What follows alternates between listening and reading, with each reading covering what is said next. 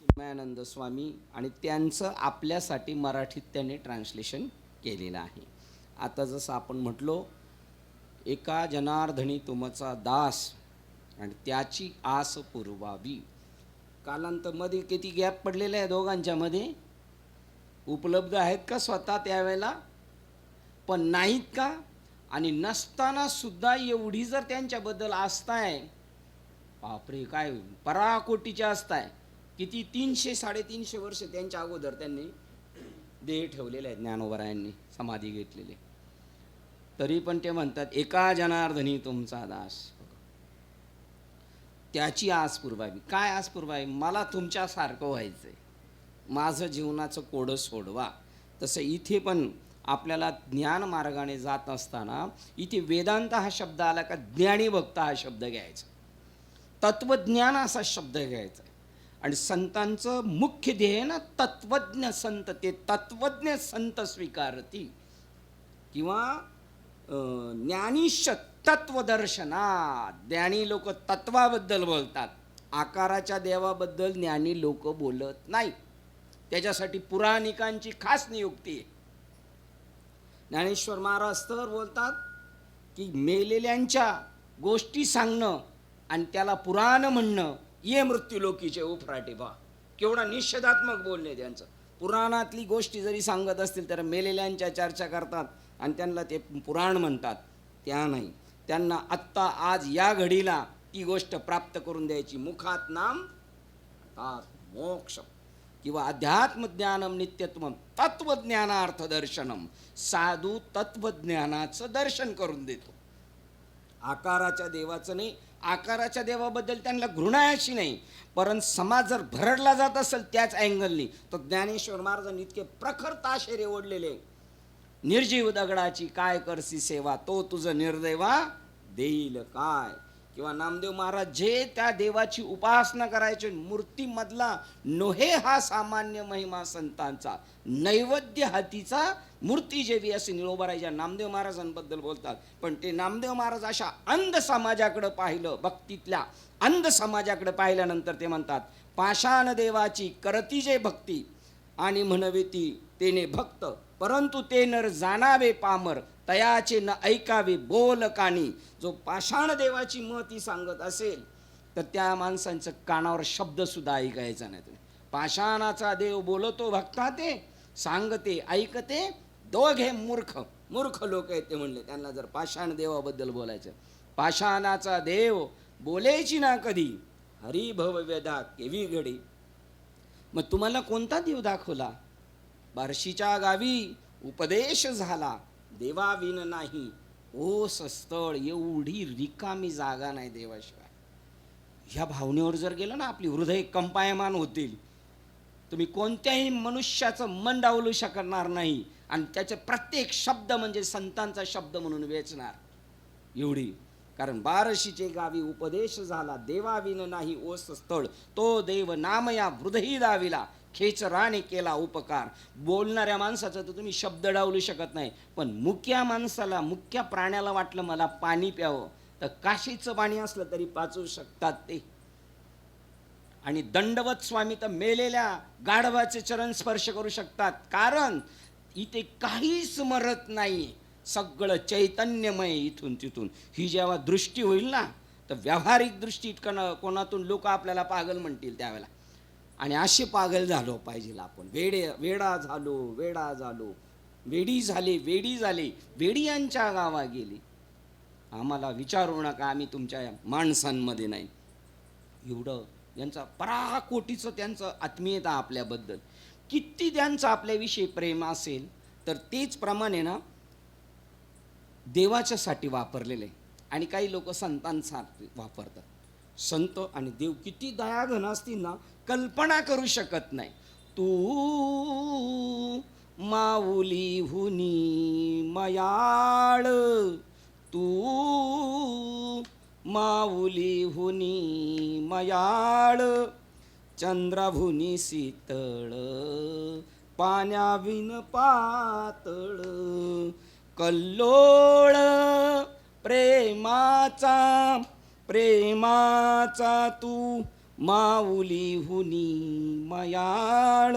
हा स्पेशल अभंग तुकाराम महाराजांनी भगवंतासाठी बोललेले आहेत.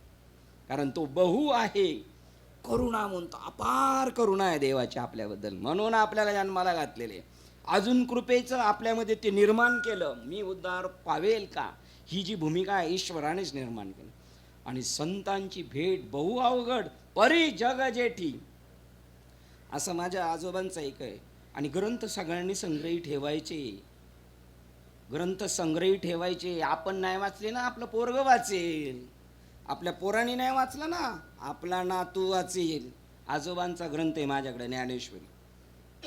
विनायक महाराज साखरे आहेत ना, त्यांच्या वडिलांचा आहे. काय नाव आहे? नाना महाराज साखरेंचा.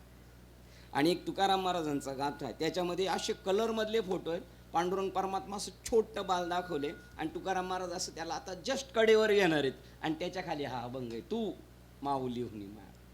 ग्रंथ संग्रही ठेवायचे. अपार आपल्यामध्ये ते करुणाचा स्त्रोत येतो, करुणेचा स्त्रोत येतो. आणि तशीच ही लोक आहेत, आपण कल्पना करू शकत नाही. पाण्यापेक्षा पातळ आहे त्यांची माया, आणि चंद्रापेक्षा शीतळ आहेत ते. पसायदान तेच आहेत ना, चंद्रमेचे आलांछन मार्तंड जे तापरहित तापहीन ते. सूर्य सगळ्यांना प्रकाश देतो, पण तापवतो पण हा तापवत नाही, पण ज्ञानाचा प्रकाश देतो. अशा पद्धतीने श्लोक क्रमांक 8 वर होतो. ते म्हणतात, म्हणून विद्वान साधकाने यांना कसा माणूस पाहिजे परमार्थ करणारा. परमार्थ करणारा माणूस कसा पाहिजे असं नाही, परमार्थ करणारी माणसं कशी असावेत. म्हणून विद्वान साधकाने ज्याने विषय वस्तूमधील सुखाच्या आपल्या सर्व कामनांचा त्याग केलेला आहे, त्याला काय म्हणतात? अपरिग्रह. कशाचीच गरज नाही त्याला, रिकामी. परंतु त्यांना देव उपाशी नाही ठेवणार. माझी चिंता त्याशी सर्व आहे. आपल्याला तो उपाशी झोपू देणार नाही, अपेक्षा नाही पाहिजे. त्याचं जर असेल, एक उदाहरण सांगून पुढे जातो. एक साधू झाला होता, म्हणजे साधकच लेवलचा होता, मोठा राजा होता, आणि त्यांनी राज्य त्यागलं आणि तो गेला वनामध्ये. त्यावेळेला पूर्वीचे लोक साधू संत जास्त वनात राहायचे. आणि गावाला जर गेलं ना, तर आपल्याला असं वाटतं वनातच जावं का काय. आपल्या नातेवाईकांमध्ये गेलं तर असं वाटेल वनात गेलेलं बरं. तर तो राजाने सगळं राज्याचा त्याग केला आणि वनात गेला बरं का. आपण दृष्टांतातले सिद्धांत आपण घ्यायचे असतात, ह्या कानाने ऐकायचे आणि ह्या कानाने सोडून द्यायचे. आणि राज्य टाकलं आणि गेला. आणि एक मडकं घेतलं होतं बरोबर, फक्त मडकं, का भिक्षा मागायला, कोणी अन्न दिलं तर खायचं, पाणी प्यायला घेऊन जायचं. आणि मग एक दिवशी काय झालं, देव म्हणला कमाल आहे, म्हणला एवढं सगळं टाकलं आणि याचं जीव मन कशात गुंतलेलं आहे? मडक्यात. मग देव कुत्र्याचं रूप घेऊन आलं आणि त्या मडक्यात तोंड घातलं. आता त्यांनी ते खोललं का तोंड, ते फिट झालं मडक्यात.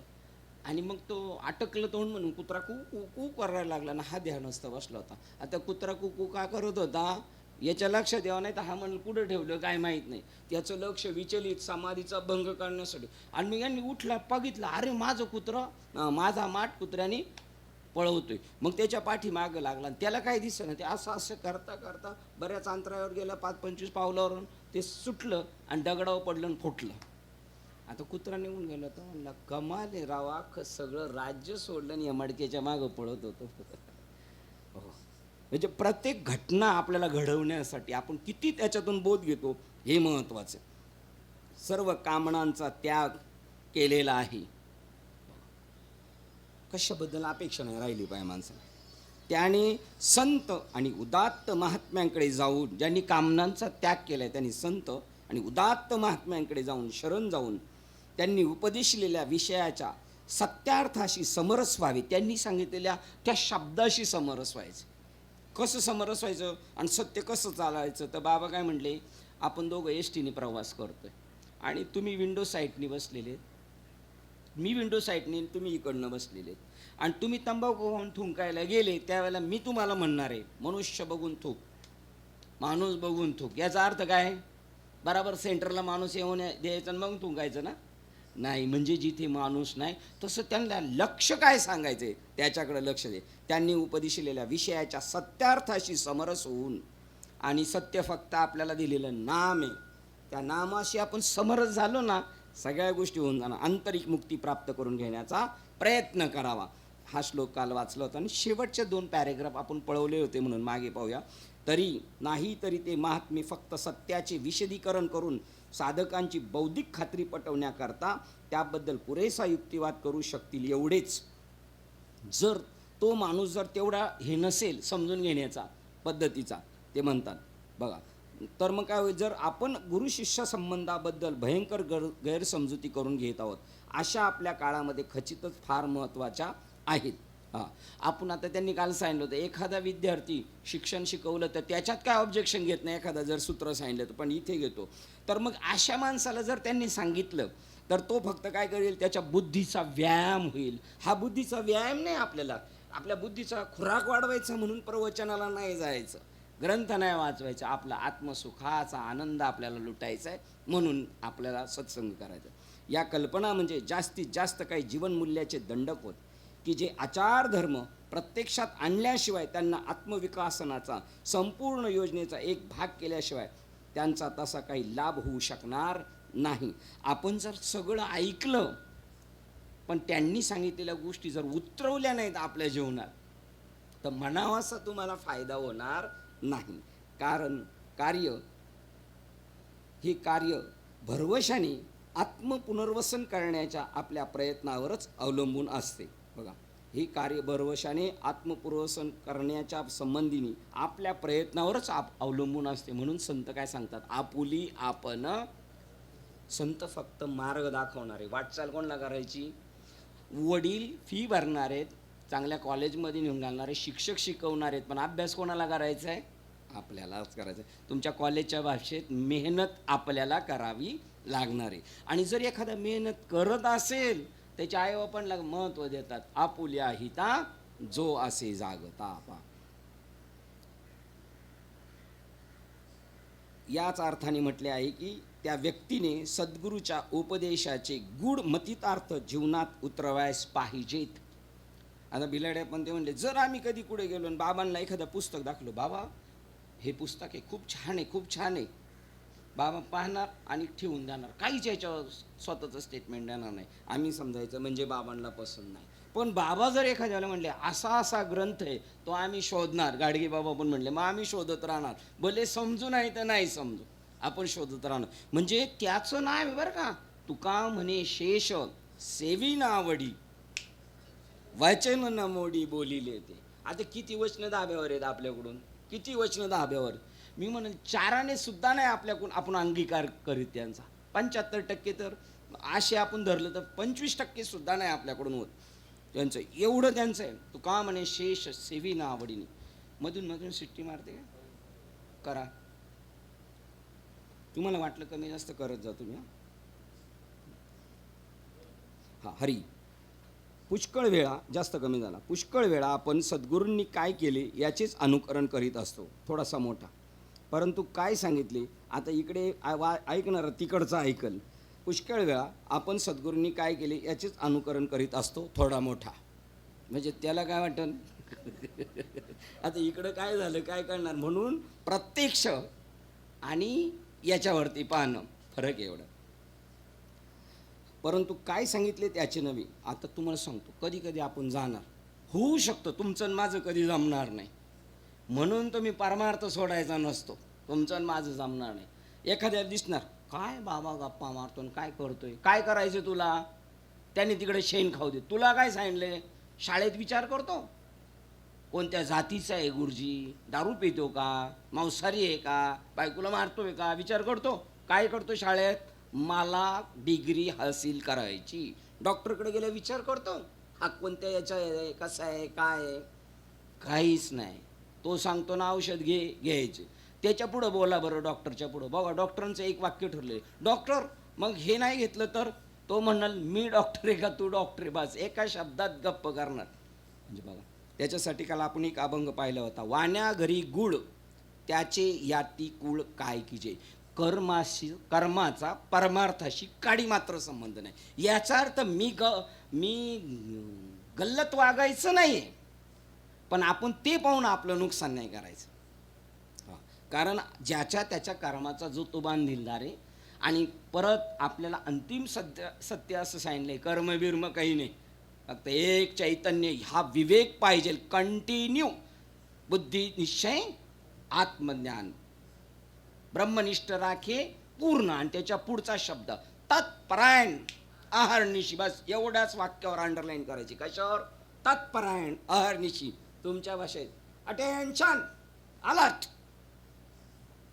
पण अशी विचित्र माणसं आहेत. इकडं कलिन्याला होते एक मिलिटरी कॅम्प, आणि तिथून ते रिक्षावाले आहेत ना यायचे, तिथं वस्ती तुरळक, आणि तो आहे ना बाहेर मिलिटरी मॅन असा अटेन्शन. तर रिक्षावाले मुद्दाम जाताना त्याला म्हणायचे अटेन्शन. आता त्याने जर बंदूक काढली पण त्याला काय सांगितले हलायचं नाही, त्याला चिडवून जायचे अटेन्शन. तसं आपण अटेन्शन माहीत राहिलं पाहिजे. काही प्रमाण आहे का तुकाराम महाराजांचं अटेन्शन? हा हो, झालेत ना तुम्ही सावध? अजून नाही. बरोबर आहे. सावध झालो, सावध झालो. एकदा नाही, दोनदा.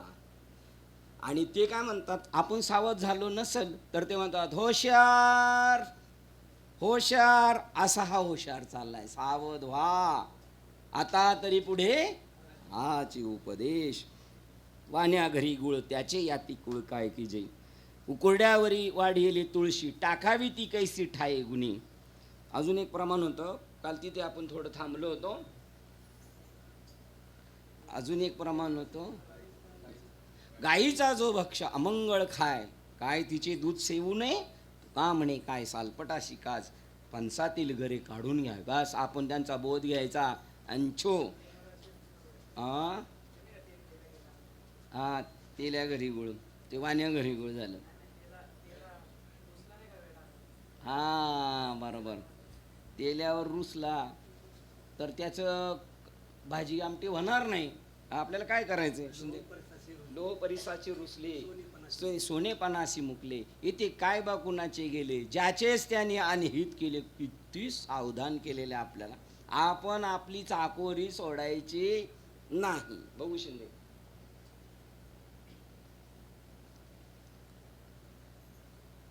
पुष्कळ वेळा आपण सद्गुरूंनी काय केले याचेच अनुकरण करीत असतो, परंतु काय सांगितले याचे नव्हे. सद्गुरू काय करतात यांच्याशी आपणास काहीच कर्तव्य नाही, हेच त्या ठिकाणी ठामपणे सांगितलेले आहे. कुशळ भूमीवर उगवली तुळशी अपवित्र ती अमंगळ तियेसी म्हणू नये. बघा, घाणेरड्या ठिकाणी म्हणजे उकुरड्यावरी वाढली तुळशी कुशल ठिकाणी. काकविष्टे माझी जन्म तो पिंपळ, तरी तो पिंपळ ही माझी विभूती आहे. त्याचा जन्म कावळ्याची शी झाली तर त्याच्यातून त्याने बी खाऊन जर त्याच्या शीतून पडलं तरच ते जन्माला येतं. म्हणजे ते अंडी जशी उभवतात तसं ते उभवून आलेलं असतं.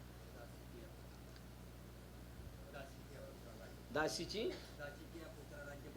दासीच्या पुत्र राज्यपद आले तर त्याला दास नाही म्हणायचं, तो लगेच कटिंग करून टाकलं आपली. आहे की नाही? शेवट काय होतं? उपमा जातीची विष्णुदास नामा विठ्ठली रंगला उपमा जातीशी देऊन. सद्गुरूंनी काय करतात याच्याशी आपणास काही कर्तव्य नाही, हेच या ठिकाणी ठामपणे सांगितलेली आहे. गजानन महाराज चिलीम वाढतात. काय घेणे आपल्याला? तुम्हाला काय घेणे आपल्याला? असं एकदा एक बाबांबद्दल एकाने तंबाखूबद्दल पंढरपूरमध्ये बोलले होते. याच्यावर खूप बोलले, तंबाखू नाही खायच्यावर. ते बाबा स्वतः येऊन जे तंबाखू खाणारे मोठे नाव नाही घेत, ते म्हणले मी खातो तंबाखू, त्याच्याशी तुला काय घेणे बोलले. म्हणजे तुझा याच्याशी संबंध नाही. आणि एकदा आपल्या एका बाबांनी जाधव साहेबांना विचारलं होतं माझ्यासमोर, आणि जाधव साहेब तंबाखू खात होते. तेव्हा आपल्या एका महात्म्याने विचारलं, काय जाधव साहेब, तत्वज्ञानी मनुष्य तंबाखू खाऊ शकतो का? तर जाधव साहेब म्हणले, तत्वज्ञानी माणूस तंबाखूच काय गोबी खाऊ शकतो. म्हणजे त्याच्याशी काडीकात्र संबंध नाही.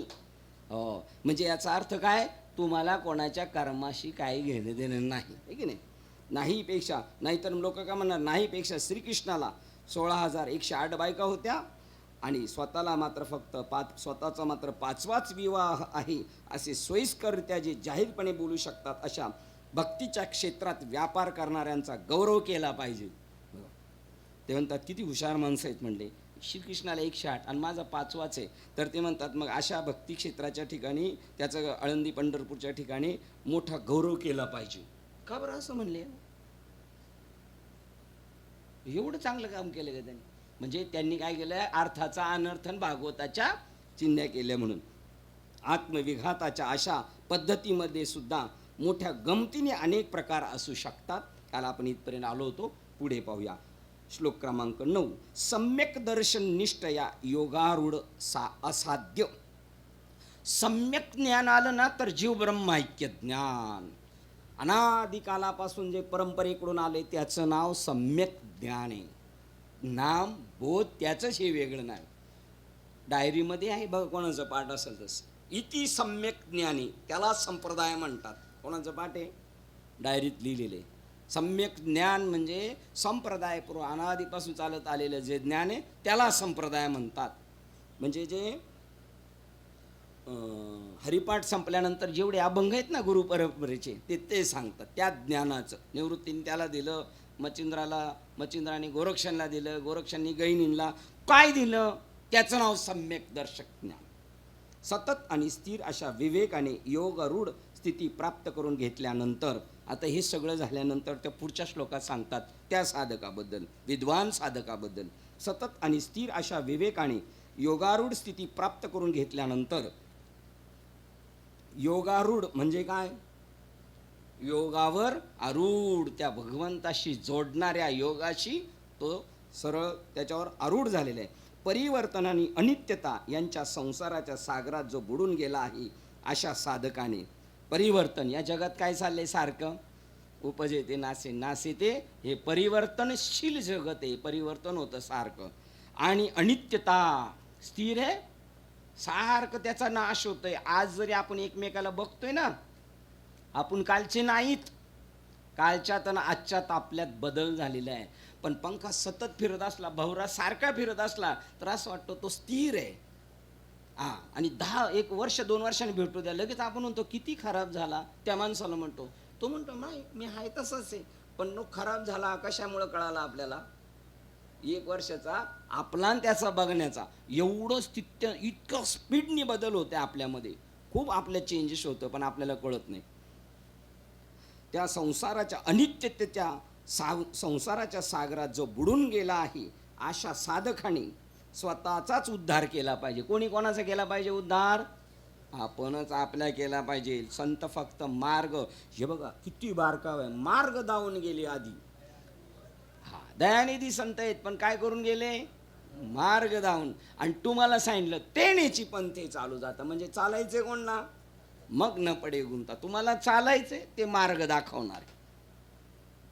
साधकाने स्वतःचाच उद्धार केला पाहिजे. जेव्हा मानवाला आपल्या मर्यादेची जाणीव झालेली असते आणि काहीतरी मार्गाने या बंधनातून मुक्त व्हावे आणि स्वतःवर प्रभुत्व मिळवावे असे वाटते, तेव्हा आपल्या सद्गुरूंना शरण जाणे, मग ते कितीही मोठे असोत किंवा जगापासून शांत अरण्यात पलायन करणे किंवा सर्व श्रुती ग्रंथाचा समग्र अभ्यास करणे एवढ्याने भागणार नाही.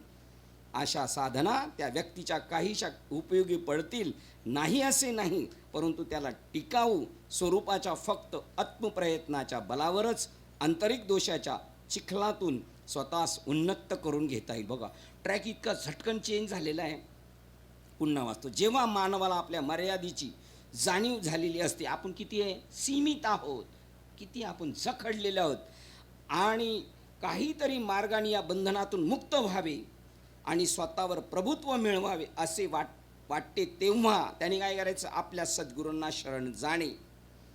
मग ते कितीही मोठे असोत किंवा जगापासून शांत अरण्यात पलायन किंवा सर्व श्रुती ग्रंथाचा समग्र अभ्यास करणे एवढ्याने भागणार नाही. कोण? मला सांगायचं तुम्हाला, हे कोणाबद्दल बोललेले बघा. असे जर वाटत असेल, स्वतःवर प्रभुत्व मिळवावे असे वाटत असेल, तेव्हा आपल्या सद्गुरूंना शरण जाणे, मग ते कितीही मोठे असोत. कोण? रस्त्याने जाणारा किती मोठा असला तरी, इथे एक स्वल्प विराम आहे. सद्गुरूंना शरण जाणे, मग ते कितीही मोठे असोत. बाबा, पण बाबा म्हणले एवढे मोठे बाबा शरण नाही येणार, कारण त्यांना प्रश्न आहे भांडी गोळी घासायचा. कितीही मोठे असोत किंवा जगापासून शांत अरण्यात पलायन करणे, जंगलात राहिलेले 400 वर्ष जगलेले राहिले असतील तरी पण त्यांना काय?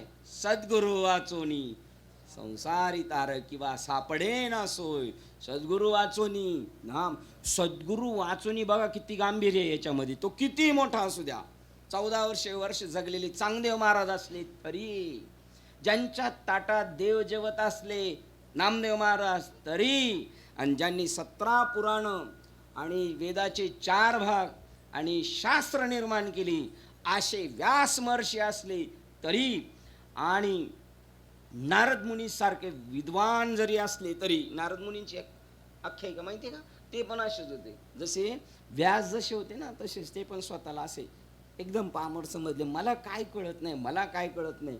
तेव्हा ब्रह्मदेवाचा उपदेश झालाय. मला काय कळतंय म्हणलं उपदेश होत नाही.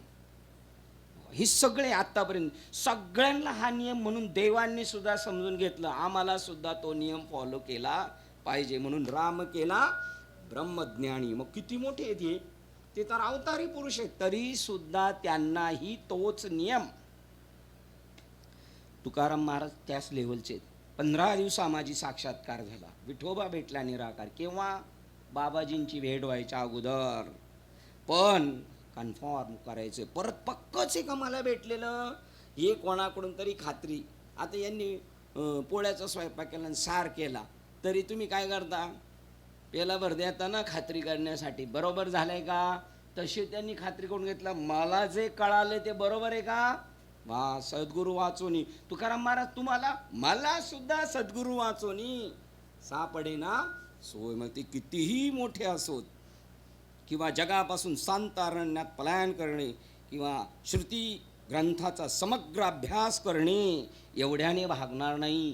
किती अभ्यास केला असेल तरी सुद्धा 4 पडे 6 पडे 18 पडे मुखबाट. पुढं काय, एक आत्मज्ञान की खबर नाही ओ बडबडे बडे बडे भाट. ताईंचं कीर्तन होतं कोकणात तुमच्या गावात. तेव्हा ते काय म्हणले, चकबे बाबा पुढं बसले होते आणि ते म्हणले 4 पडे 6 पडे 18 पडे मुखबाट, एक आत्मज्ञान की खबर नाही ओ बडे बडे भाट. तरी चालते मोठे मोठे भाट ओ बडबडे भाट. भाट राजाच्या दरबारात असतात ना, खोटी स्तुती राजाची करायची. राजा लय भारी, राजा लय भारी. मग तो असे तुकडे टाकतो, त्या तुकड्या मग भू भू करत बसायचं. किती ग्रंथ वाचले, अशा साधना त्या व्यक्तीला काहीशा उपयोगी पडेल ना. तुमच्यासारखा मनुष्य भेटला ना त्यांना, बाबा काय अभ्यास तुमचा, त्यांच्याकडून भेटेल आपल्याला शिकायला. पण त्यांना नाही भेटणार. बापरे काय म्हणतो तुम्ही, समजतं का महाराज तुमचं टकोरं ठिकाणी आहे का. हो, त्यांच्याकडून आपल्याला काही घेता येईल, कारण आपली आता दृष्टी तशी झालेली आहे. कोणाकडून काय घ्यायची. पण त्यांची अशी दृष्टी झाली, कोणाकडून काय घ्यायचं, आपणच हॉल अँड सोल. मग ते गफूर शंख बाबांच्या भाषेत कसे येते, रिकामे शंख, काहीच उपयोग नाही होणार. तैसे शब्द जात आघवे आलोडे. अथवा युगाधिक जे अभ्यासले, योगाधिक तेच म्हणून श्री गुरु सानुकूल.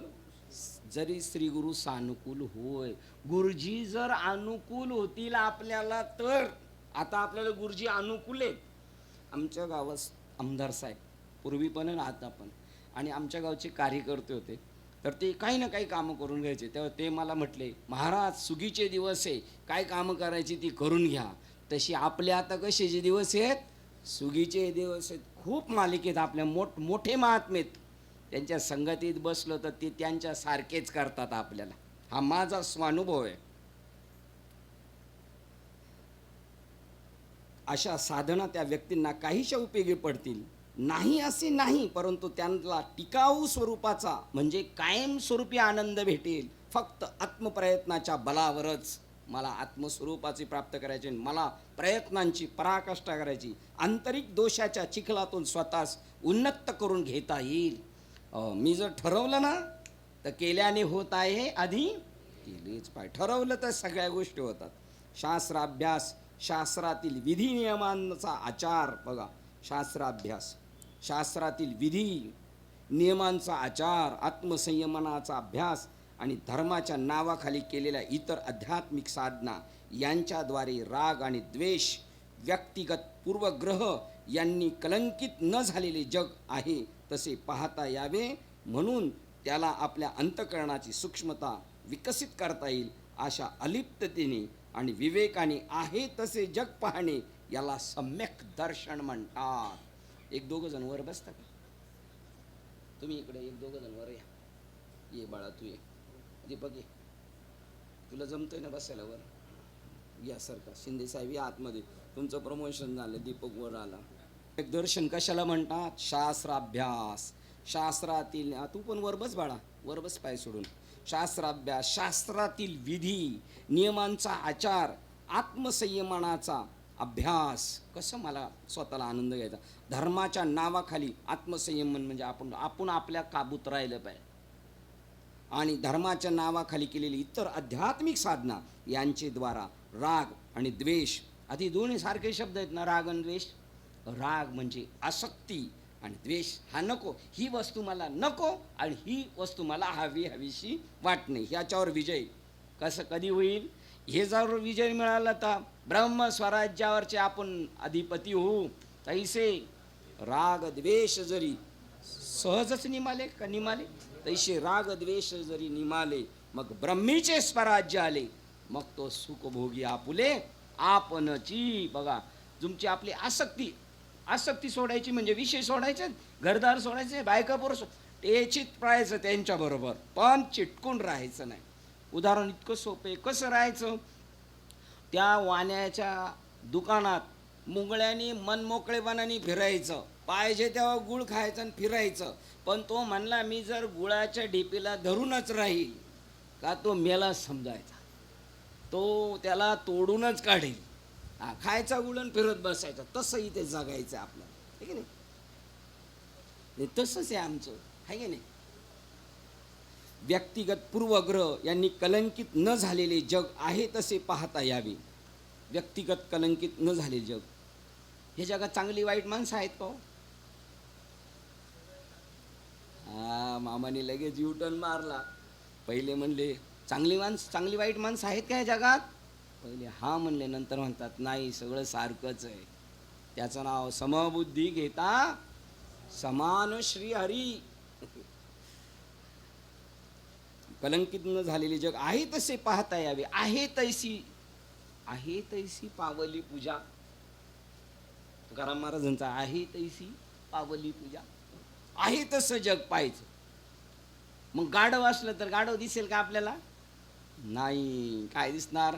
यांच्या घरच्यांनी केलं ना प्रवचन, ते म्हणले यांना नेलं घरी, वारकऱ्यांना चहाला चला म्हणले, आणि साखर संपली होती. ते म्हणले ते कुत्रं टाक. तर ती म्हणली कुत्रं पोरांनी खाल्ले पिंट्यांनी. अरे आपण कोणाच्या घरी आलो? कुत्रं पिंट्यांनी खाल्लं. मग मांजर टाक. कोणी खाल्लं? म्हणलं तुम्ही छकोली का काय, चिंगेनी खाल्लं. त्याच्यावर म्हणली ही माणसं आहेत का काय? पण ती साखर ताटातलं कुत्रं आणि साखर ताटातलं काय होतं? मांजर. आणि साखर संपली म्हणून. मग आहे तसं जग पाहिजे आपल्याला, आहे तशी साखर पाहिजे. आता हे वाक्य बघा बरं, आज आपल्याला कळणार काय?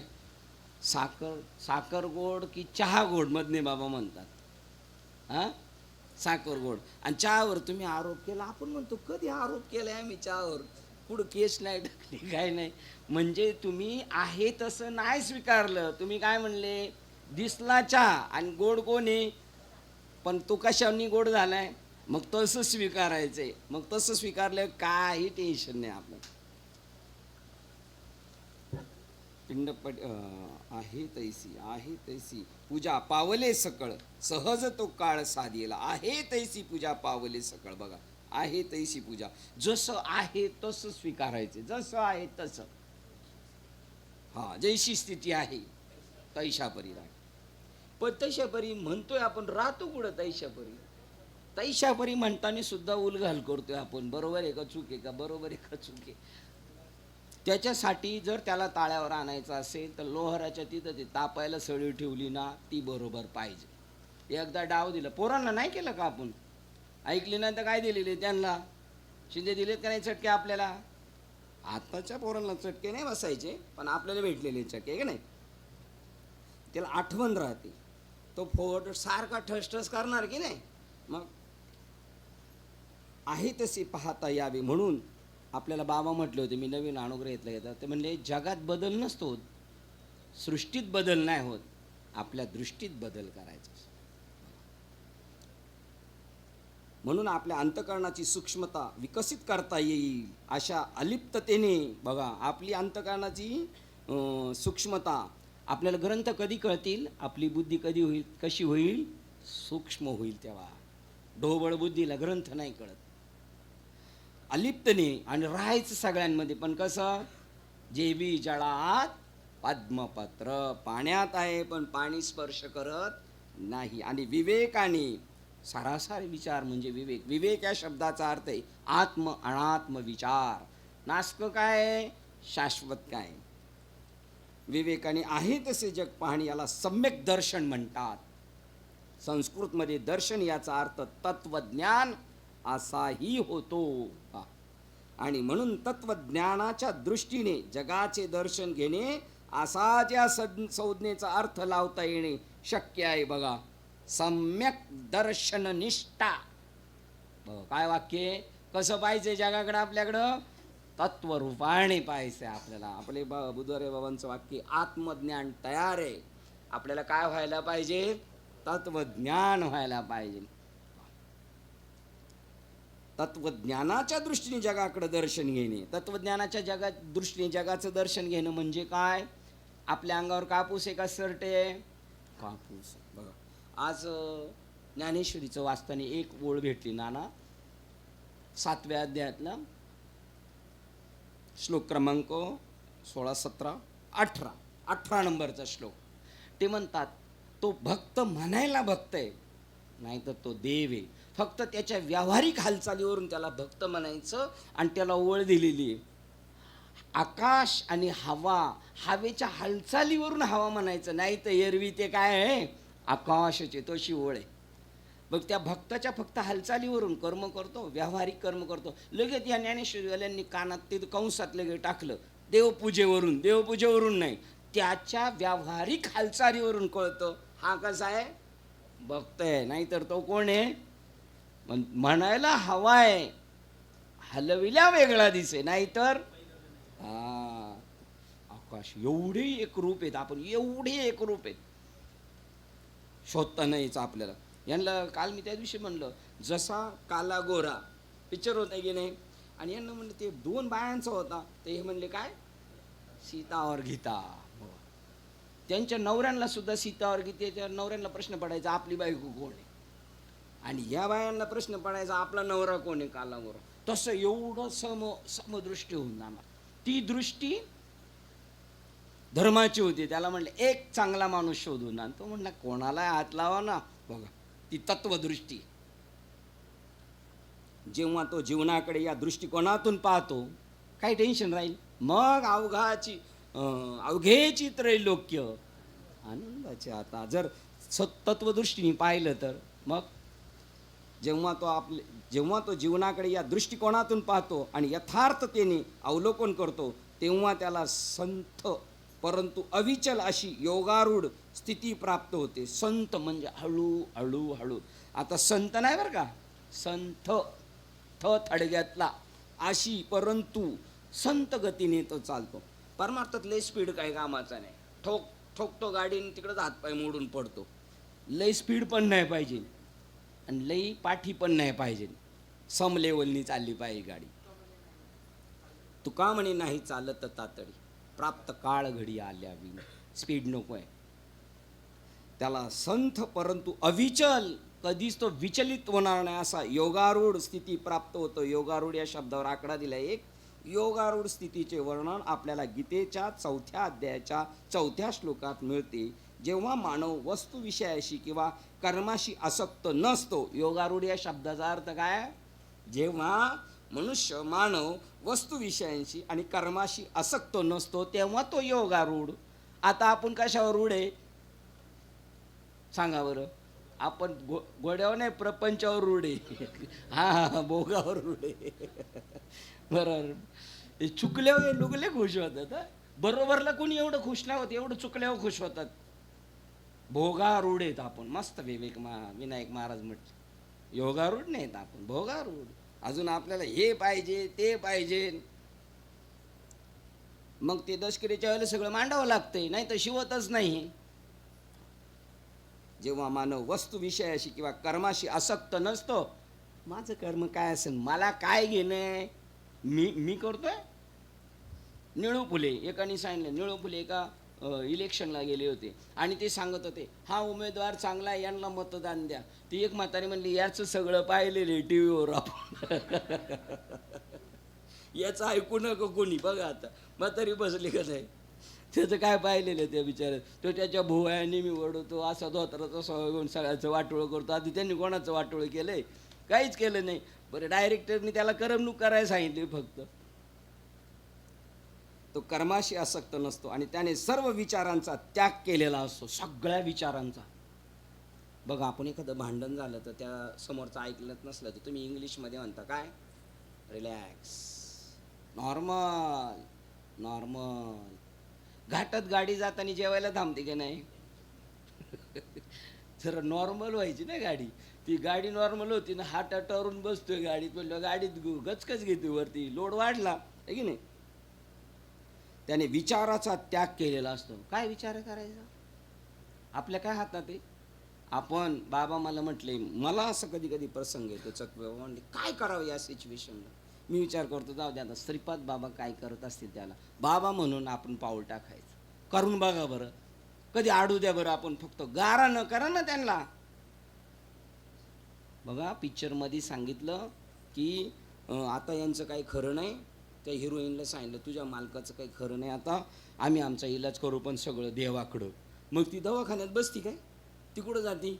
मंदिरात. थाय थाय थाय थाय थाय थाय थाय थाय चक्कर येऊन पडत तोपर्यंत नाचती. इकडं पडली की ते तिकडे त्याचं चालू होतं, उचकी चालू होती. असं करून बघा बरं कधीतरी. असं नाही करणार. आपल्याला पक्की लाज आहे म्हणायला, फक्त आपण लाज भय शंका. करून बघा, करतो देव. बघा, अनन्य जेव्हा होणार ना, लोंडा घोळत देव आपल्या मागं पळतो. हा अनुभव आहे आपला. सर्व विचारांचा त्याग केलेला असतो. कधी विचार केलाय कोणी? अर्जुनाने विचार केला का आज लढाईत कोणता प्रसंग येईल? बस, देव माझ्या बरोबर आहे ना, आलेल्या समयासी सादर व्हावे. बघा, विचार करायचा आहे, जो समय येईल त्याच्याशी काम करायचं.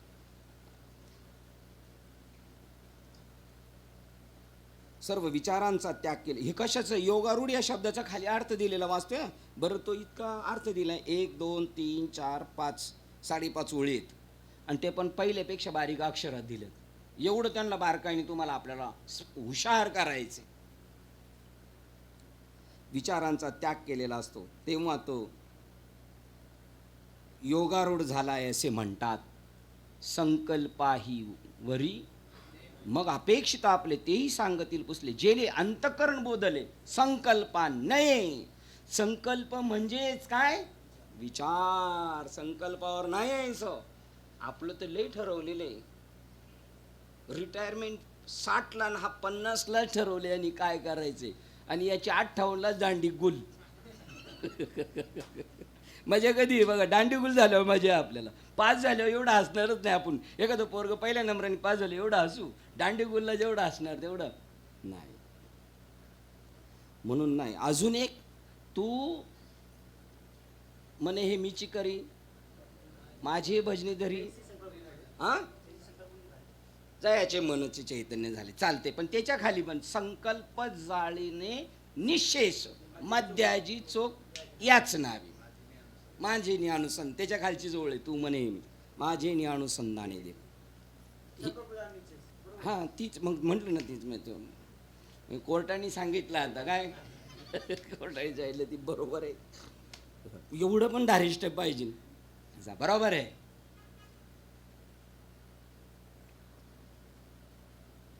काय सांगत होतो? संकल्प जाळणे निशेष पेटवून द्यायचे. कोणला?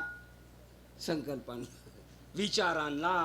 कारण तेच आपल्या डोक्यात कावर माज होत. नॉर्मल जीवन, जसं प्रसंग येईल तशी वाटचाल करायची. विचारांचा त्याग केलेला असतो तेव्हा तो योगारूढ झालाय असे म्हणतात. या श्लोकात श्रीकृष्ण ज्या जीवनावस्थेत त्याचे मन विषय वस्तूत भरकटत नसते किंवा त्याच्या कामनांकडे खळखळाट करीत वाहत नसते कामनांच्याकडे खळखळाट करीत वाहत नसते. बघा, कामनांचा खळखळाट नसतो त्याच्याकडं, जो योगारूढ असतो त्याच्याकडं. त्याच्यानंतर विषय वस्तू तो भरकटत नाही. अशा बघा, आपण ऐकलेला दृष्टांत, पण कुठे जोड्या लावायच्या हे शाळेत शिकवलं होतं. एकाला सांगितलं, अमुक दिवशी जर सकाळी पहाटे 5ला जो येऊन भेटेल त्याचा राज्याभिषेक करणार, माझ्या नंतर गादीवर बसायला कोण नाही. पण बाहेर सगळे हौशी गौशी त्यांच्या आवडीच्या वस्तू ठेवल्या होत्या. जो तो म्हणायचा, हे घरी सोडून येतो, हे घरी सोडून येतो. एक बी नाही पोहोचलाय तिथं, वस्तूत पळवीत बसलाय सगळ्या. तो म्हणला आपलं एक सकाळीच 5ला जाऊन ठॉक ठॉक ठॉक ठॉक आलंय म्हणला मी. मग बसा गादीवर बसा. पण तुला हे सगळं दिसलं नाही का? म्हणला इथं बसलो का हे सगळं आपल्याच बापाचं आहे. विठोबाचे राज्यामा नित्य दीपवाळी, विष्णुदास नामा जीवी भावे ओवाळी. विषय वस्तूत भरकटत नसते किंवा त्याच्या कामनांच्याकडे खळखळाट करत वाहत नसते. अशा अवस्थेची योगात स्थित असलेली अवस्था असते, असे याचे वर्णन करतात. आता आपण एक वाक्य सांगितलं, योगारूढ आणि आपण भोगारूढ. पण नाही, तुम्हाला सांगतो, आपण जरी भोगारूढ झालो ना, बाबा आपल्याला जाऊ देणार नाही. आता आपल्याला काय म्हणतात तिकडे, रॉंग वेला जाऊन नाही देणार. देव उभा मागे पुढे, भागलिया मज वाहतील कडे. पडता आपण अडचणीत आलो किंवा आपण रॉंग वेला चाललो तरी ते आपल्याला हाणून मारून जाग्यावर आणतील. आता माझी चिंता त्याशी सर्व आहे. देवाला आपली काळजी आता, कारण एवढ्या प्रवासातून आपण आलेले, अगदी आता हा शेवटचा टप्पा आपला आलेला आहे. त्यामुळे आता आपल्याला नाही जाऊन जाणार. आता काळजी कोणाला करावं लागते? गरोदर मुलीची काळजी कोणाला करावं लागते जास्त? तिला काय कळते? ती लगत पळल पुढं, टचकन उठल, काही खाईल. कोण काळजी करताय? आई मागे पुढे उभा. तसा आपला देव काळजी करतो. जेव्हा तो जीवनाकडे या दृष्टिकोनातून पाहतो आणि यथार्थतेने अवलोकन करतो, तेव्हा त्याला संत परंतु अविचल अशी योगारूढ स्थिती प्राप्त होते. जेव्हा कामनांची भुनभुन नसते. कुठं? मनात, अंतकरणात. दुसऱ्या कानाभोवती बोलणारे नाही, त्याच्यातच नाही आतमध्ये. जेव्हा कामनांची भुनभुन नसते तेव्हा विचार निर्माण होत नाही. आणि कामनांची भुनभुन असले का लगेच डोकं फास चालतं. आणि जेव्हा विचार निर्माण होत नाहीत तेव्हा कर्म पूर्णपणे थांबतात. जेव्हा व्यक्ती अभ्यासाने, सत्संगाने आणि विवेकाने जीवनाचे आणि त्यातील घटनांचे यथार्थ वृत्तीने आणि बौद्धिक शांत चित्ततेने निरीक्षण करते, तेव्हा ती सहज योग स्थितीत स्थित होत असते. बघा, काय काय सांगितलं? त्याच्याकडे खळखळाट नाही, त्याच्यामुळं विचार नाही, आणि विचार नाही म्हणून काय नाही? कर्म नाही. बघा कशी पायरी उतरती झाली त्याच्यानंतर. मग आता त्याची कल कुठे आहे? थांबतात तेव्हा तो व्यक्ती अभ्यासाने, सतत पाहिजे आपण अभ्यास. आपल्याला करमलं नाही पाहिजे. मोबाईल जरी बघत असलो तरी कीर्तन, पिक्चर बघत असलो तरी आपल्याला त्याच्यातून काय वाटलं पाहिजे? काय उचलावं आपल्याला याच्यातून असं वाटलं. यथार्थ वृत्तीने, अभ्यासाने, सत्संगाने. आपल्या घरचा अभ्यास आणि त्याच्याहीपेक्षा सत्संगात लय झटकन आपल्याला साधलं जातं. ज्या गोष्टी घरी अभ्यास करून सहज नाही कळत, नाही 8 तासांनी कळत नाही 8 तास करून, ते इकडं सहज कळल्या जातात. म्हणून सत्संगाने आणि विवेकाने. परत सत्संगातून काय घेऊन जायचे? दृष्टांत घेऊन जायचे का सिद्धांत? सिद्धांत घेऊन जायचे. परत जीवनाचे आणि त्यातील घटनांचे. बघा, जीवनातील प्रत्येक घटना आपल्या भोवतीने रोज डोळे झाकून एवढं जरी बघितलं ना, काय आज जीवनात घडलंय साक्षत्वाने, बाप. जीवनाचे आणि त्यातील घटनांचे यथार्थ वृत्तीने आकलन करायचं. काय असेल याच्या पाठीमागचं? यथार्थ वृत्तीने आकलन आणि बौद्धिक शांत चित्ततेने. बुद्धीची पातळी शांत चित्तात असेल ना, शांत चित्त असतं तेव्हा विवेक सुचला जातो माणूस. आणि बुद्धी तर जर लई पळापळ, ट्रॉफिक जाम झालं तर गाडीच पास नाही होत. कुठं ट्रॉफिक जाम झाल्यावर? डोक्यात ट्रॉफिक जाम झालं का मार्ग सापडत नाही, तेव्हा ती सहज योग स्थिती होत असते. बघा, हे सहज आपल्याला घडतं आपल्या जीवनात. योग हा शब्द सर्वसाधारणपणे अनावश्यक ठिकाणी वापरल्यामुळे त्याच्या खऱ्या अर्थाचा बोध आपल्या आकलनाच्या पकडीतून सुटण्याचा अधिक संभव आहे. योगायोग, योग म्हणजे काय? जोडणे, 2 गोष्टींना मिळवणे. म्हणून प्रत्येक अध्यायाच्या शेवटी काय? योग हा शब्द आहे. कर्मयोग, ज्ञानयोग, हठयोग, जो भी असेल तो सर्व संग्रह गीता योग योग याच्या यथार्थ अर्थाने मनाची केवळ ती स्थिती होय की ज्यामध्ये मन स्वतःचे दोष ओळखल्यानंतर बुद्धीने दाखवलेल्या अधिक विशाल आणि पूर्णतर ध्येयाशी समरथ होत असते बा. योग या शब्दाचा अर्थ काय? मन केवळ यथार्थ अर्थाने मनाची केवळ जी स्थिती होय ज्यामध्ये मन स्वतःचे दोष, दुसऱ्याचे नाही, गुणवंत केलो दोष जाणावयासाठी, माझे मज पोटी बळकट दूषण. याचा अर्थ मन आता चेकिंग करते, पण कोणाची? आता आपलं मन चेकिंग करतोय, कोणाची? दुसऱ्याची. याच्या कीर्तनात काय चुकलं? याचं टाळ कसं चुकला, याचं प्रमाण कसं चुकलं? नाही, आपलं काय चुकलं? दोष ओळखल्यानंतर बुद्धीने दाखवलेला आपलंच आपल्याला कळालं पाहिजे, आणि नंतर मग बुद्धी आपल्याला साह्यभूत होती. कारण ती बुद्धी आहे ना ईश्वराची पत्नी आहे, तिला नवऱ्याशी कनेक्ट राहणारा माणूस आवडतो. ती बुद्धी मग साह्यभूत होते. बुद्धीने दाखवलेल्या अधिक विशाल आणि पूर्णतर ध्येयाशी समरथ होत असतो मग माणूस. सध्याच्या अवस्थेच्या निम्र मूल्यातून अधिक निरोगी आणि अधिक दिव्या जीवनाप्रत स्वतःला उन्नत करण्याच्या मनाच्या कोणत्याही प्रयत्नाला योग म्हणतात.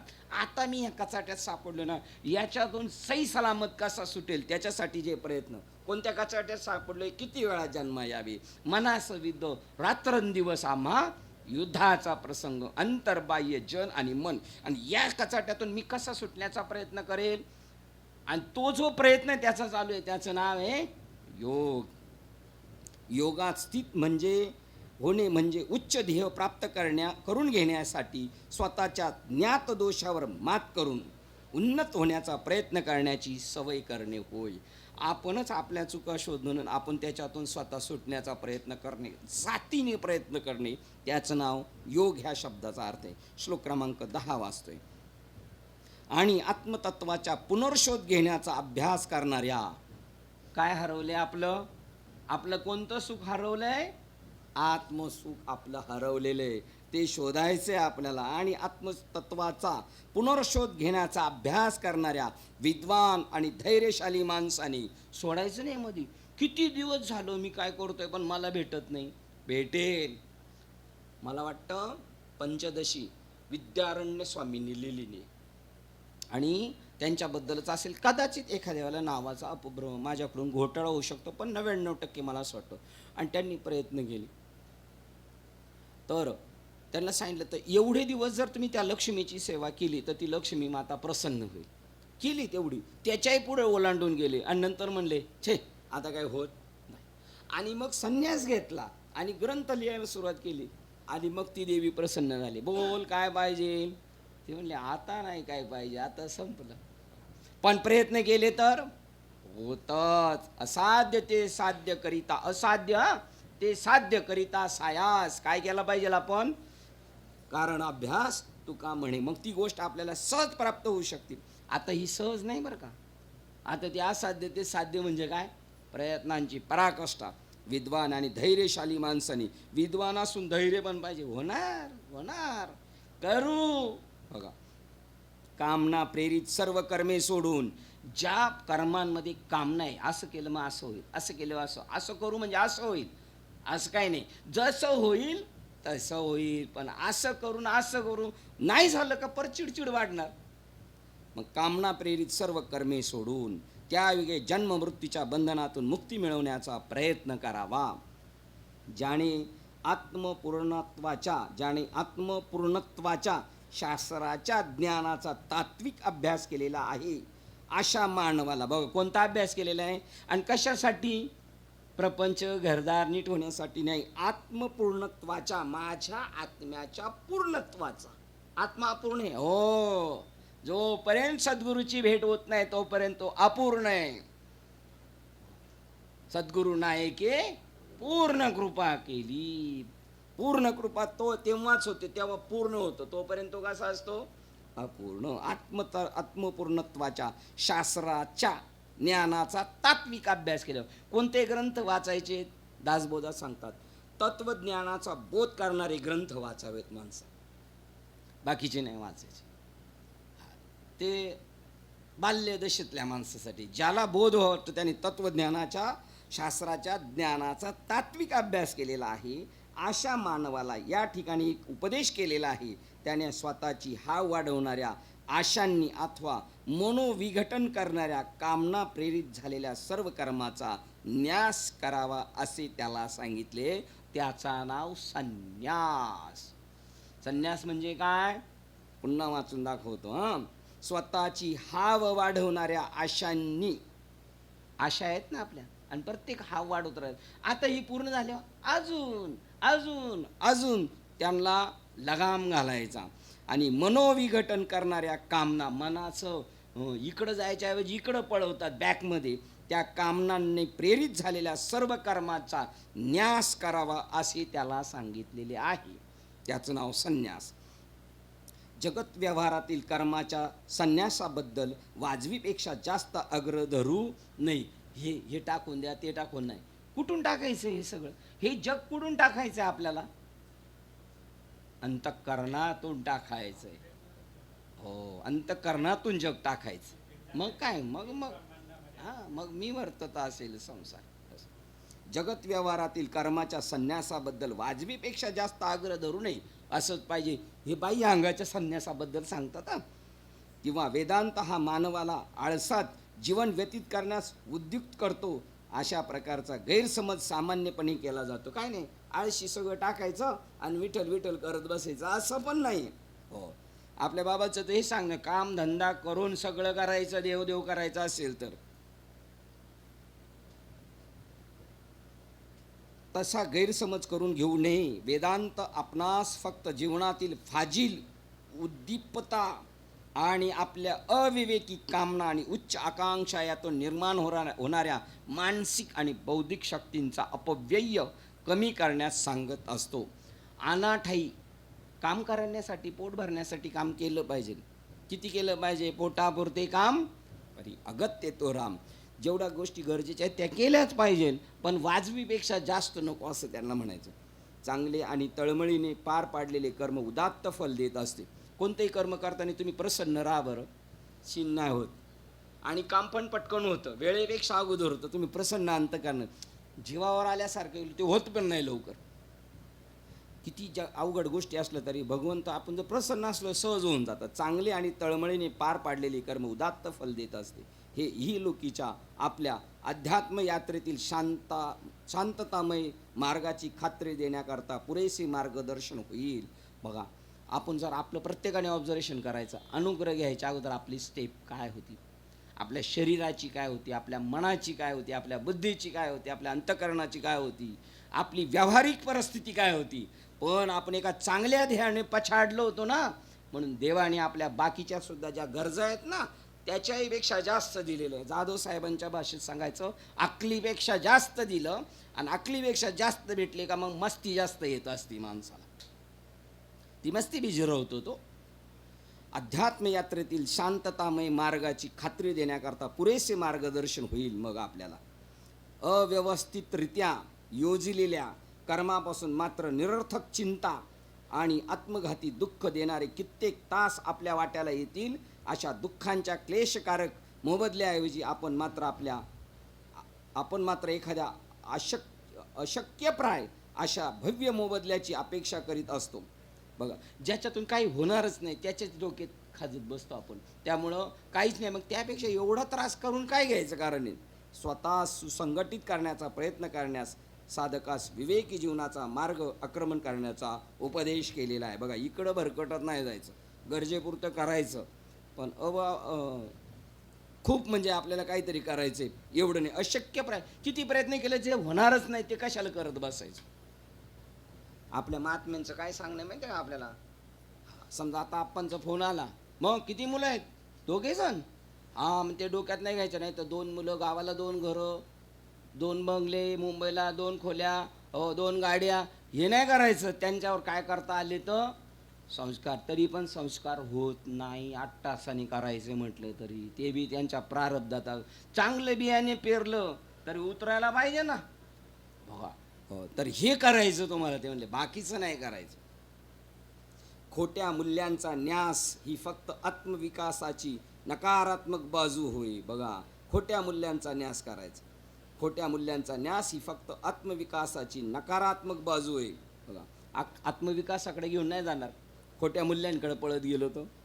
आत्मविकासनाचे पर्यावसन ईश्वर पुनर्शोधनात होत असते. प्रत्येक वेळेला विचार करायचा, कोण असेल या जगाचा चालनहार करता, कोण आहे, त्याची माझी भेट होईल का, तो कसा असेल.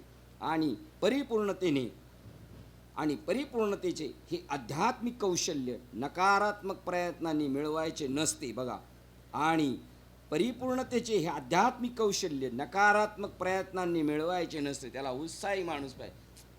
नाही होणार हो, नाही होणार. देव भेटणे एवढं कुठं सोपं आहे का. बघा, हे वाक्य ते कुठं आता कलियुग आहे असं म्हणलं तर तो कधीच वर येणार नाही. ते उलट का नाही होणार, मी प्रयत्न करील, होईल. त्याने आत्मशोधनाच्या निरनिराळ्या मार्गाचा आणि परिपूर्णतेचे हे आध्यात्मिक कौशल्य नकारात्मक प्रयत्नांनी मिळवायचे नसते. त्याने आत्मशोधनाच्या निरनिराळ्या मार्गांचा अभ्यास करावा असे सांगण्यास श्री शंकराचार्य प्रयत्नांची विधायक बाजू स्पष्ट करीत आहेत. तू इकडून जा, प्रयत्न कर, सोडू नकोस. श्लोक क्रमांक 11. निस्वार्थी आणि दयाळूपणाची कर्मे ही चित्तशुद्धीस सहाय्य करतात. बघा, कर्म करायचे निस्वार्थी असलं पाहिजे, मग आपल्याला लवकर ते आकलन होतं. कारण ते गुण आपल्याकडे येतात ॲटोमॅटिक. जसा पैसा पैशाकडे येतो तसं जर आपण ते गुण जर आपल्याकडे असले तर ॲटोमॅटिक ते गोष्टी येतात. अरुण बाबाकडे ती गोष्ट आहे.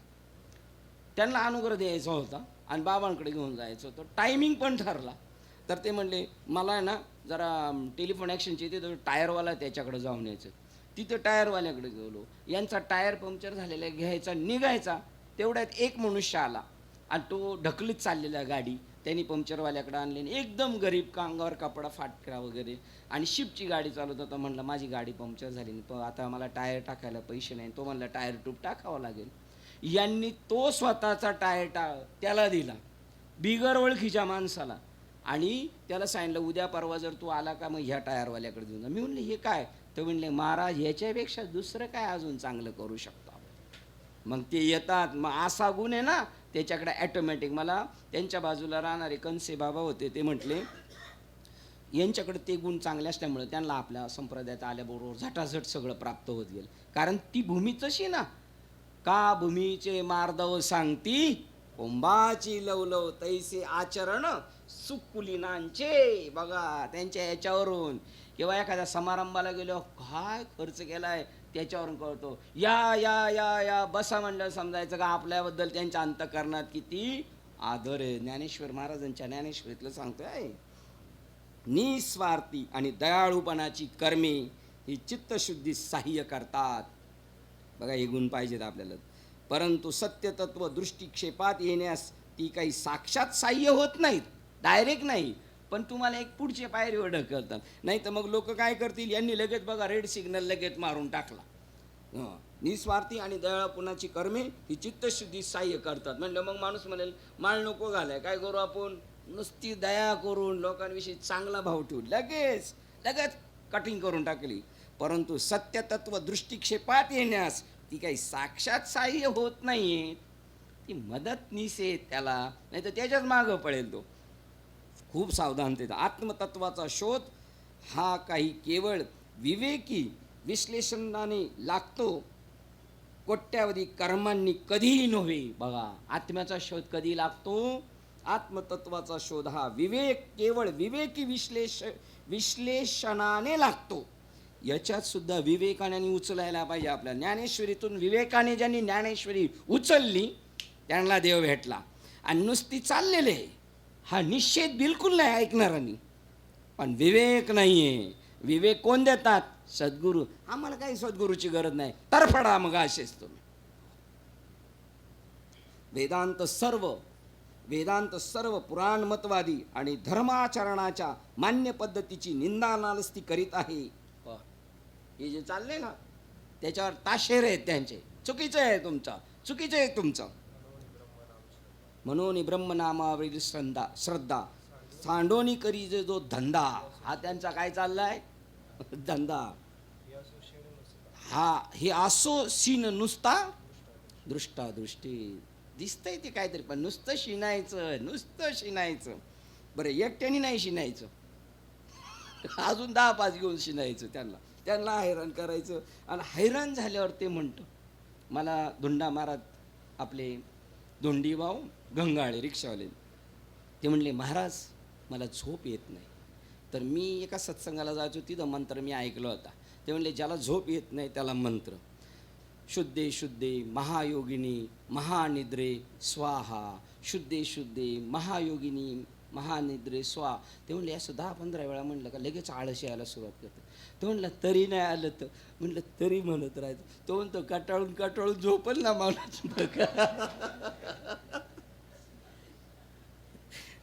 म्हणजे तसंच आहे ना, तसं हे कटाळून तो म्हणतो, भेटलं बाबा, मला देव भेटला आता बस. वेदांत सर्व पुराणवादवादी आणि धर्माचरणाच्या मान्य पद्धतीची निंदा नालस्ती करीत आहे. हा श्लोक नवशिक्क्यांची अशी कल्पना करून देण्याचा संभव आहे. वेदांत काही चालू असलेल्या गोष्टीवर टीका टिप्पणीच करायला सांगतो काय, असं नवख्या माणसाला वाटलंच. अंकगणितामधील पाडे दररोज पाठ करण्यास आईबाप मुलास सांगत असतात. आज्ञाधारक मूल दिवसाची सुरुवात लगेच पाडे पाठ करण्याने करते, परंतु तेच मूल जर पदव्युत्तर वर्गात असतानाही तीच कंटाळवाणी आणि बुद्धिहीन पद्धती चालू ठेवील तर त्याच्या प्राध्यापकांनी त्याच्या मूर्खपणाला हसणे अगदी साहजिकच आहे. काय चालले, जे करायला पाहिजे ते दिलं सोडून. बघा बरं, हे ऐकायला ना असे ग्रंथ आपल्या हातात यायला सुद्धा पुण्य पाहिजे का? आपण नाही को भरकटायला नाही तर. हां, त्याप्रमाणे वेदांताच्या प्रांगणात ज्याविषयी साधकाला सवय त्याचप्रमाणे वेदांताच्या प्रांगणात ज्याविषयी साधकाला सवय झालेली असते अशा कालबाह्य झालेल्या आत्मविकासनाच्या पद्धतीबद्दल त्याला हसतात. याने भेटणार आहे अगरबत्त्या आशा करून? हां, नाही भेटणार. तुम्हाला ज्याने भेटेल त्याचा शोध घेतला पाहिजे. वाचून ज्ञानाविनय बस. आत्मा अनात्म विचाराशिवाय ईश्वर कळू शकत नाही.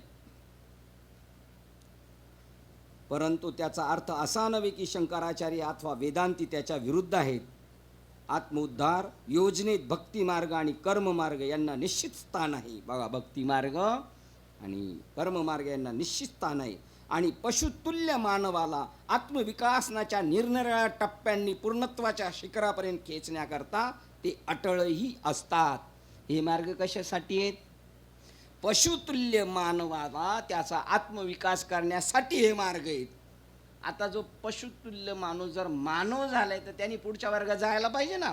आणि त्यांनी काय सांगितलं, किती सोपं उदाहरण दिले बा. बे के बे, बे दुनी 4, बे त्रिक 6 असे पाठ करायचं. असं डिग्रीला गेलो चालेल का? मग त्यावेळेला तुझा अभ्यास बदलला पाहिजे ना. स्टार्टिंगला हे ठीक आहे असं त्यांना सांगायचंय.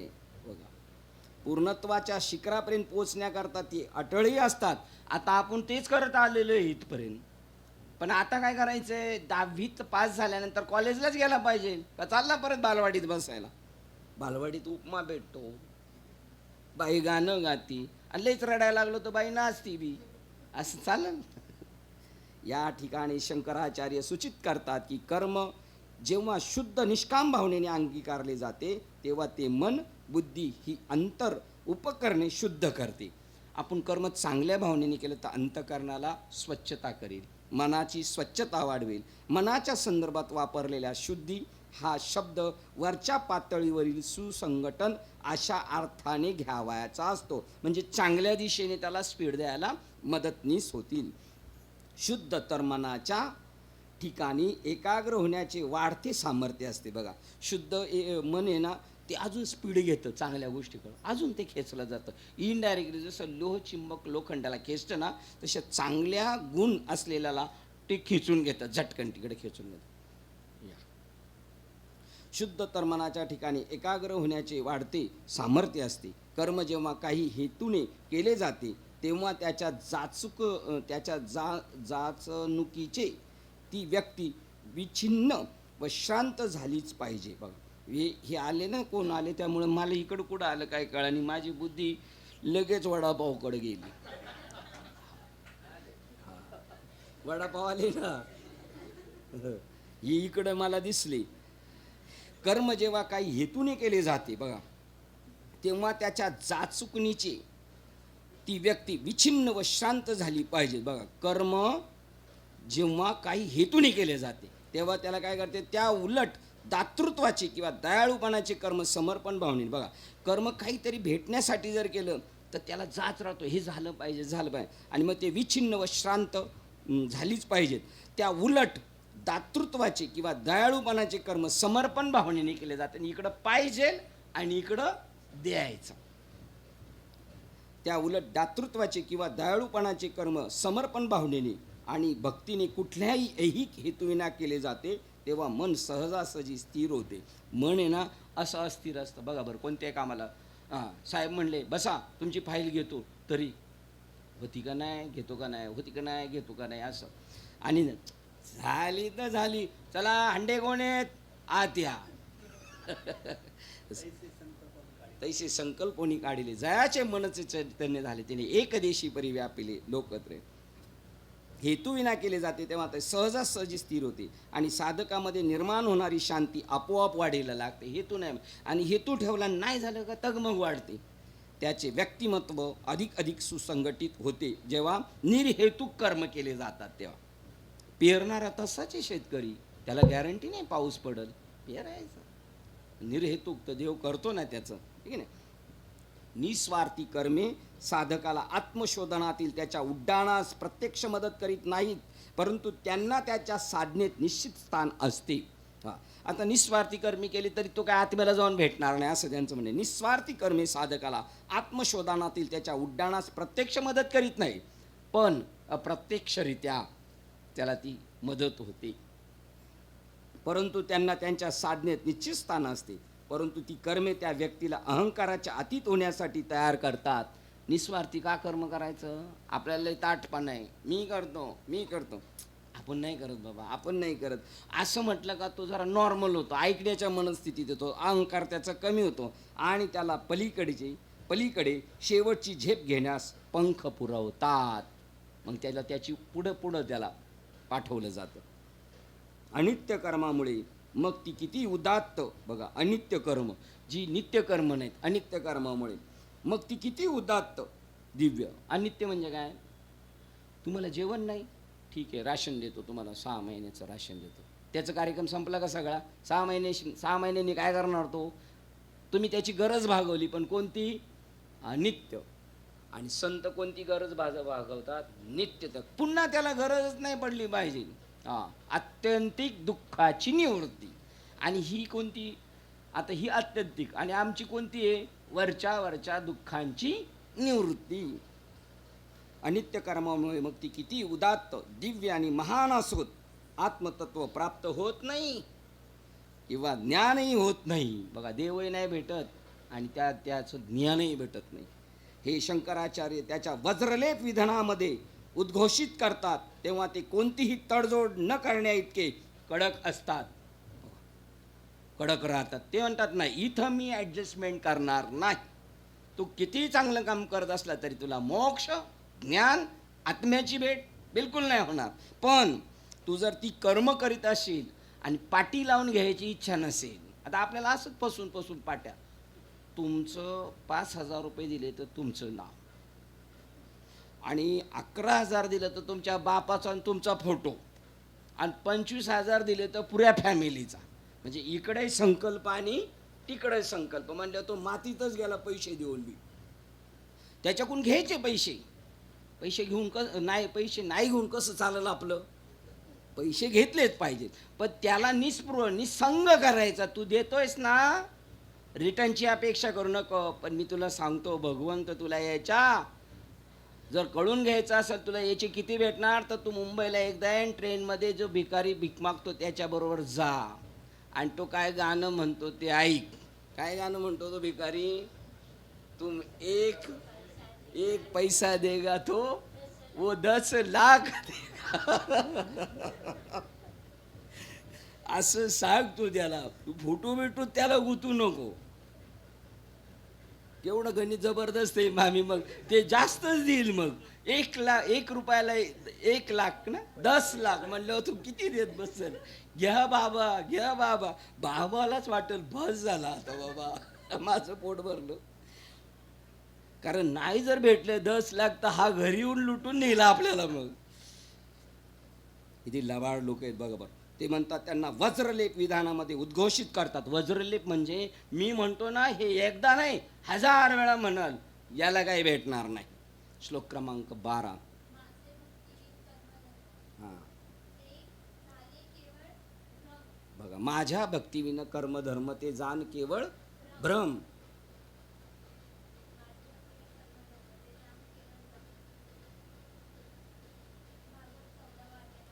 हो बरोबर. ती फक्त श्रद्धा आहे, अंधश्रद्धा आहे ते म्हणतात. किंवा नामाविन जे जे कर्म. बघा, मत प्राप्तीचे वर्म, धर्माचा परिणामच अधर्मात होऊन जाईल. करेक्ट. धर्म करायला गेल्यानं झाला अधर्म. किंवा नामाविन जे जे कर्म तो तो जाणावा अधर्म. बघा, आपण थांबूया, आपली वेळ झालेली आहे.